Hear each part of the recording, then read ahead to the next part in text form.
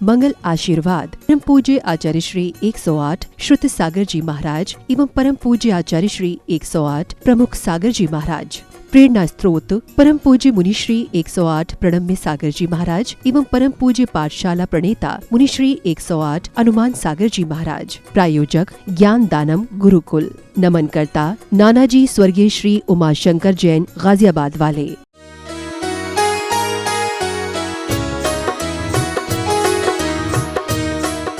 जो उसको पूर्व का अन्य ग्रंथों से ज्ञान है और जगह से उसने पढ़ा है, या उसके आचार्यों ने गुरुओं ने उसे जो पढ़ाया है सिखाया है, उसका उसके जरूर उसको कृतज्ञ मानना चाहिए, उनका आदर करना चाहिए।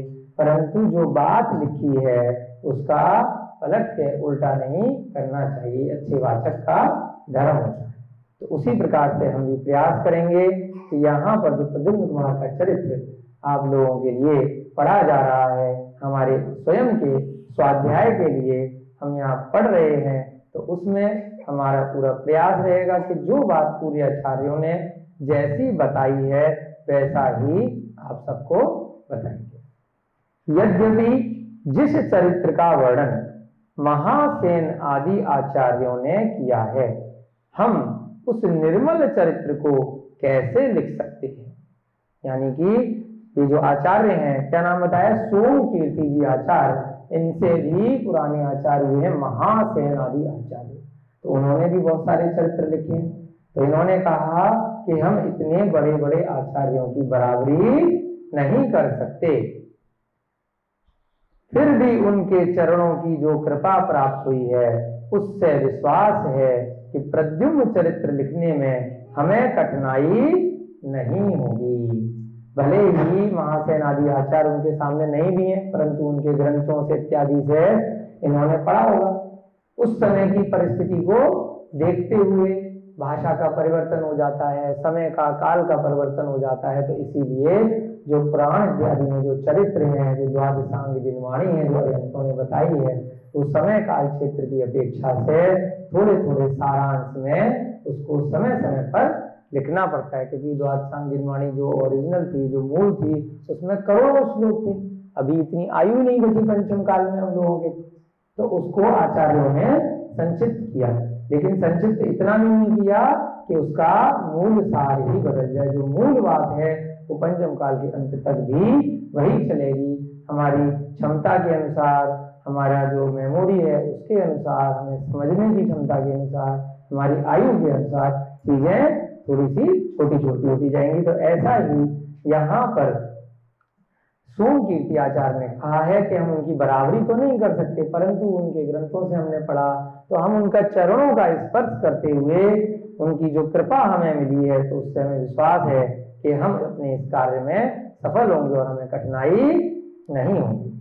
आरंभ में ही हम संसार के समस्त उपकारी महानुभावों को नमस्कार करते हैं एवं साथ ही दुर्जनों को भी धन्यवाद देते हैं, क्योंकि उनके प्रसाद से भी हमें शिक्षा प्राप्त होती है ना। जो आपकी बुराई करेंगे, कुछ कमियां निकालेंगे आपके अध्ययन में, पढ़ाई में, तो उनका भी धन्यवाद। उन्होंने कुछ कमी निकाली तो हमने उसको सुधार करने का प्रयास किया और आगे अध्ययन किया, तो उनको भी धन्यवाद। और जिन गुरुओं ने हमें पढ़ाया है, जिनके ग्रंथों से हमने पढ़ा है, उन समस्त उपकारी महान भावों को नमस्कार करते हैं। हम स्वीकार करते हैं कि कहाँ हमारी मंद बुद्धि तथा कहाँ यशस्वी प्रद्युम्न अपने युग के कामदेव का प्रशस्त निर्मल चरित्र, क्या स्वीकार कर रहे हैं कि अब इतने बड़े आचार्य होके भी बोल रहे हैं कि हम तो मंद बुद्धि हैं, और कहाँ वो कामदेव हैं। प्रद्युम्न कौन थे? श्री कृष्ण के पुत्र, उस समय के कामदेव थे। कामदेव भी क्या होते हैं? 63 शाखा पुरुषों में आते हैं।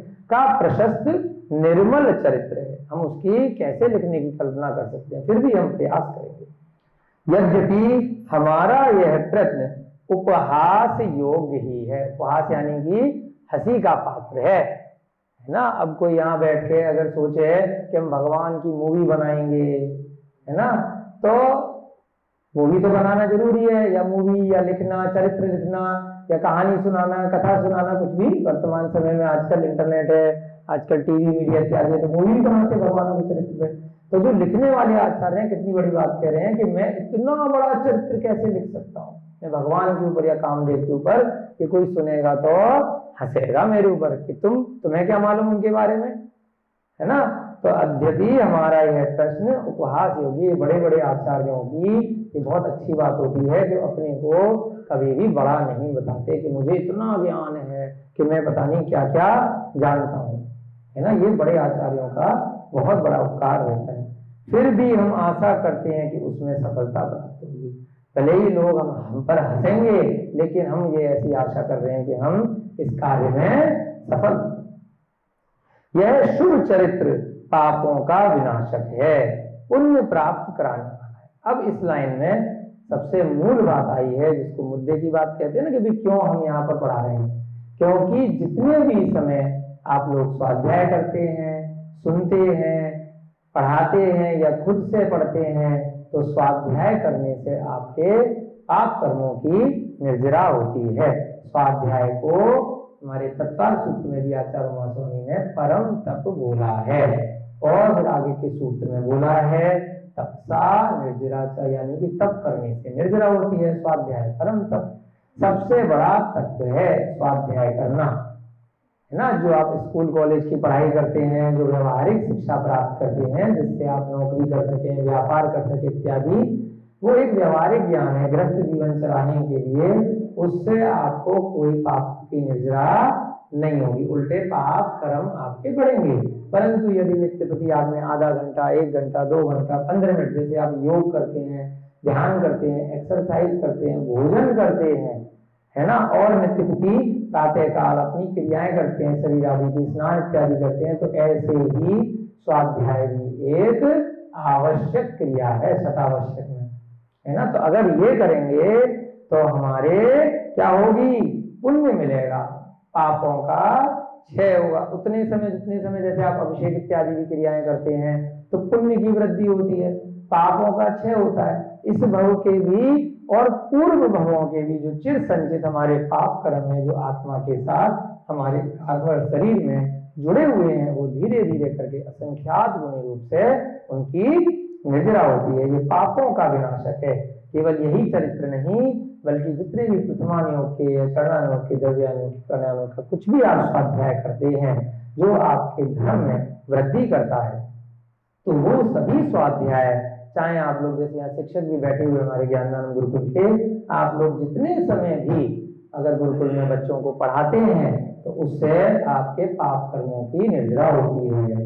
लेकिन साथ साथ क्या ध्यान रखना है कि जो भी बात हम पढ़ा रहे हैं, हमें कोशिश करनी है कि हम अपने स्वयं के चरित्र में भी लाएं, है ना। धीरे धीरे हमारे अंदर भी वो गुण आते जाएंगे तो आपके पापों की निर्जरा होती है। इसके श्रवण तथा मनन से, कितनी बड़ी बात करी, केवल सुनने मात्र, श्रवण माने सुनने से, मनन यानी उसको समझना, बाद में उसका चिंतन करना से सत्पुरुषों की ज्ञान वृद्धि होगी एवं बालकों की बुद्धि वृद्धि होगी। यहाँ जो ज्ञानदान गुरुकुल के बच्चे बैठे हैं, अगर ये चीज ध्यान से सुनेंगे, भले ही आपके समझ में ज्यादा आए नहीं आए, थोड़ा बहुत तो जाएगा, है ना, धीरे धीरे करके आपके ज्ञान में वृद्धि होगी, बुद्धि तेज बनती है। क्योंकि बुद्धि भी कैसी होती है, वो सब 5 प्रकार के ज्ञान होते हैं, वो तत्काल ज्ञान में पड़े होंगे, मति, श्रुत, अवधि, मन, पर और केवल ज्ञान, तो वो भी अपने पूर्व कर्मों की वजह से है। परंतु अगर हम स्वाध्याय अच्छे से करते हैं, ध्यान इत्यादि करते हैं, जिसको आजकल मेडिटेशन बोलते हैं, जगह जगह कोर्सेज होते हैं कि मेडिटेशन करने से बच्चों की बुद्धि बढ़ जाती है। तो ऐसा इसलिए होता है क्योंकि उस समय वो अच्छा ध्यान करते हैं, भगवान का ध्यान करते हैं, तो उनकी बुद्धि निश्चित तौर पर बढ़ती है। ऐसे ही जब आप स्वाध्याय करते हैं, महापुरुषों का चरित्र पढ़ते हैं, सुनते हैं, मनन करते हैं, चिंतन करते हैं, तो आपकी बुद्धि निश्चित तौर पर बढ़े। इस भूमंडल पर जम्बू वृक्षों के आकार से सुशोभित जम्बू नामक एक द्वीप है। कल भैया जी एक पांडुलिपि जो पारण से लेके आए थे यहाँ पर, तो उसमें 2.5 द्वीप का एक नक्शा था, जिसमें बीच में सैकड़ों वर्ष प्राचीन कपड़े पे बना हुआ नक्शा था। उसमें बीच में जम्मू द्वीप था। तो बहुत बार प्रश्न आता है कि इसका नाम जम्मू द्वीप क्यों है? क्योंकि जम्बू द्वीप में एक वृक्ष है, अकृत्रिम वृक्ष है, उत्तर कुरु नामक क्षेत्र होते हैं, तो उनमें मध्य में एक वृक्ष है ना, पृथ्वी का एक वृक्ष है, तो उसका नाम क्या है? जम्बू वृक्ष। तो उस कारण से इस द्वीप का नाम क्या पड़ गया?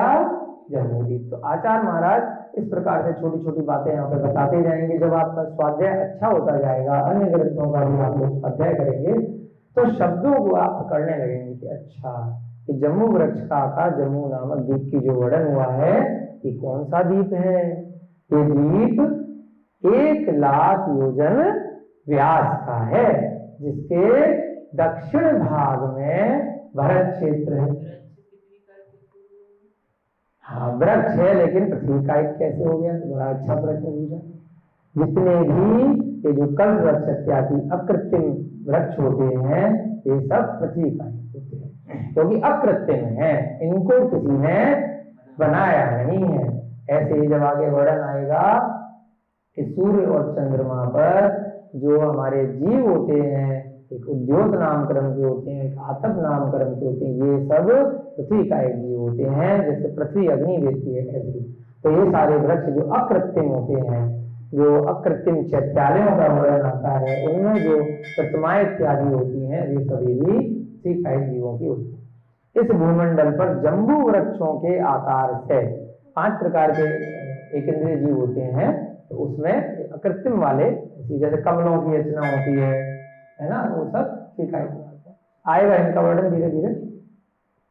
इस भूमंडल पर जम्बू वृक्षों के आकार से सुशोभित जम्बू नामक एक द्वीप है। कितना व्यास बताया इसका? 1,00,000 योजन का इस द्वीप का व्यास होता है, जिसके दक्षिण भाग में भरत क्षेत्र होता है, और उस भरत क्षेत्र के फिर से फर्दर 6 खंड होते हैं, 5 मलेच्छ खंड होते हैं और 1 आर्यखंड होता है। तो आर्यखंड में हम लोग जो इस पृथ्वी पे अभी वर्तमान में रह रहे हैं, तो उसमें रहते हैं। श्री वाहिनी नाथ मांडलिक इसकी रक्षा करते हैं। कौन रक्षा करते हैं इसकी? श्री वाहिनी नाथ मांडलिक इस पूरे जम्बू द्वीप की रक्षा करते हैं। जम्बू द्वीप सुव्रत एवं गोलाकार है। कैसा है? गोलाकार। इसको कई ग्रंथों में थाली के समान बताया है। थाली देखी आपने? जैसे एक थाली होती है पूरी गोल, पूरी भरी हुई, ऐसे ही थाली के समान ये जम्बू द्वीप होता है, और गोल होता है ना, गोल चीज का ही व्यास होता है, इंग्लिश में उसको डायमीटर बोलते हैं। तो सभी तरफ से वो 1,00,000 योजन का होता है। इसी द्वीप का एक भाग भरत क्षेत्र है। कितने भाग हैं इसके? जम्बू द्वीप के 7 भाग होते हैं। बीच में बड़े बड़े 6 पर्वत होते हैं, तो 6 पर्वत होने की वजह से इसके 7 भाग हो जाते हैं। तो उसमें से एक भाग है भरत क्षेत्र, जो तीर्थंकरों के 5 कल्याणक स्थानों से युक्त पवित्र तीर्थ है। तो इस भरत क्षेत्र के अंदर तीर्थंकरों के 5 कल्याणक होते हैं। अब 5 कल्याणक कौन कौन से होते हैं? गर्भ कल्याणक, जन्म कल्याणक, तप कल्याणक, ज्ञान कल्याणक और मोक्ष कल्याणक। जब जीव गर्भ में आता है तीर्थंकर का, अपने पूर्वों के कर्मों से जब कोई जीव तीर्थंकर बनने वाला होता है, तो अपनी माता के गर्भ में मनुष्य योनि में जब आता है तो गर्भ कल्याणक होता है। जब वो जन्म ले लेता है तो जन्म कल्याणक होता है। जब वो दीक्षा, दिगंबर दीक्षा को, निर्गुण दीक्षा को प्राप्त करके वन की ओर जाता है, इस समस्त संसार के कल्याण की भावना से ज्ञान प्राप्त करने के उद्देश्य से जाता है, तो उसे तप कल्याणक कहते हैं। उसके बाद जब उसे केवल ज्ञान की प्राप्ति हो जाती है, अर्थात जब वो 4 प्रकार के अपने जो घातीय कर्म है उनका नाश कर लेता है, अरिहंत प्राप्त कर लेता है हंस पद को, तो उसे क्या कहते हैं? ज्ञान कल्याणक या केवल ज्ञान कल्याणक। उसके बाद जब 8 कर्मों का नाश कर लेता है, इस धरा से सिद्ध शिला पर जाकर के तनुवातुल्य में हमेशा हमेशा अनंत काल के लिए उसकी आत्मा विराजमान हो जाती है, तो उसे मोक्ष कल्याण कहते हैं। तो ये जो पृथ्वी है, जो आर्यखंड है जहां हम रह रहे हैं, ये तीर्थंकरों के 5 कल्याणकों से युक्त पवित्र तीर्थ है। यहाँ पर कुछ समय पहले तक भगवान महावीर के 5 कल्याणक हुए थे। तो उसी धरती पर हम लोग यहाँ पर रह रहे थे। ये धरती कितनी पवित्र है। इस क्षेत्र में मगध नामक एक देश जो अपनी मनोरम सुंदरता के लिए विश्वविख्यात है। मगध नाम बहुत सुना होगा आप लोगों ने, इतिहास में आता है। तो इसी धरती पर एक क्षेत्र है जिसका नाम क्या है नीरज जी? मगध। मगध नाम का देश है, इतना सुंदर है कि विश्व में उसकी ख्याति है मनोरम सुंदरता के लिए। उस मगध के राजगृह नगर का भला कौन वर्णन करे। राजगृह को कई बार राजगिरी भी बोल देते हैं, सुना है ना राजगिरी, भगवान महावीर का कल्याणक हुआ था वहां। उस मगध के राजगिरी नगर का भला कौन वर्णन करे जो अपने भव्य जिन मंदिरों के कारण स्वर्ग की अलकापुरी को भी पराजित कर रहा था। स्वर्ग में अलकापुरी होती है जहां पर अकृत्रिम चैत्यालय होते हैं, बहुत सुंदर, तो उनको भी पराजित कर रहा था। कौन से? जो राजगिरी में भव्य जिन मंदिर थे। तो ऐसा ही भव्य जिन मंदिर यहाँ सोनपुरा में भी बने। हम लोग ऐसी कामना करते नहीं करते, है ना? तो ऐसा ही जिन मंदिर वहां पर इतने सारे थे राजगिरी में।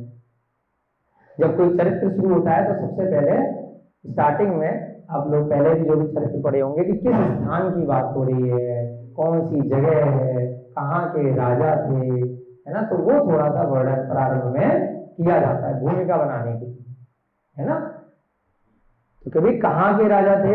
राजगिरी के। जिन मंदिरों के कारण स्वर्ग की अलकापुरी को भी पराजित कर रही थी वो धरती। एक समय इसी प्रसिद्ध नगर का राजा श्रेणिक था। कौन राजा था? श्रेणिक।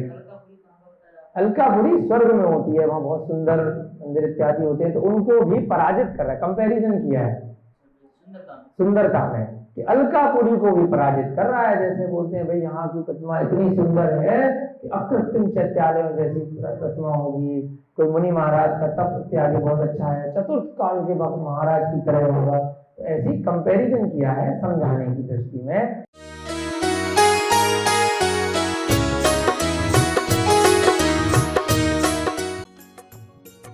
मंगल आशीर्वाद परम पूज्य आचार्य श्री 108 श्रुत सागर जी महाराज एवं परम पूज्य आचार्य श्री 108 प्रमुख सागर जी महाराज। प्रेरणा स्त्रोत परम पूज्य मुनि श्री 108 प्रणम्य सागर जी महाराज एवं परम पूज्य पाठशाला प्रणेता मुनि श्री 108 हनुमान सागर जी महाराज। प्रायोजक ज्ञान दानम गुरुकुल। नमन करता नानाजी स्वर्गीय श्री उमाशंकर जैन गाजियाबाद वाले।